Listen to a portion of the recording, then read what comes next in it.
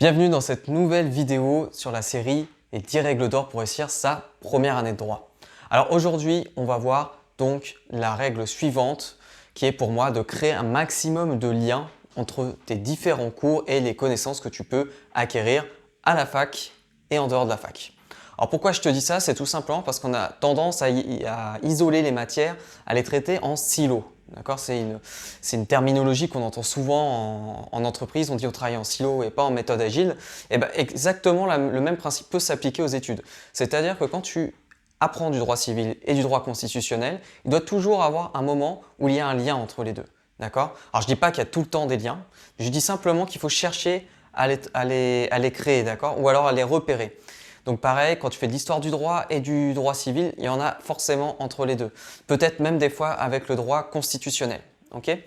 Donc il faut vraiment voir tous ces liens-là, essayer de les chercher. Donc ça va être entre les matières, ça va être aussi entre les principes, d'accord, de comprendre les jeux qu'il peut y avoir entre les principes, de bien repérer les résultats de cause à effet, principe, exception, tous ces genres de notions basiques, il faut absolument que tu apprennes à les maîtriser dès le début de la première année. Parce qu'après, ça va te servir tout le temps. Et si tu ne maîtrises pas ça, tu seras incapable de faire des commentaires d'arrêt ou des dissertations dignes de ce nom. Et même pour les cas pratiques, ça risque d'être compliqué. Donc ça, déjà, c'est le premier truc.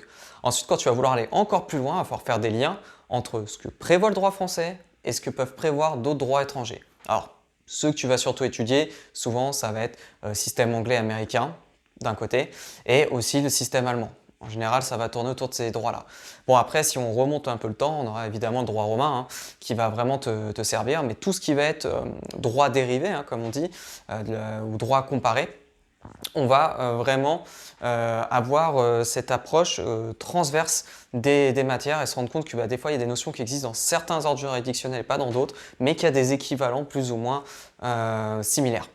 Donc voilà, ce que je t'invite à faire, c'est vraiment créer ces liens. Jamais penser que le droit civil est d'un côté, le droit commercial de l'autre et le droit constitutionnel également. Tout ça est lié intrinsèquement. D'accord?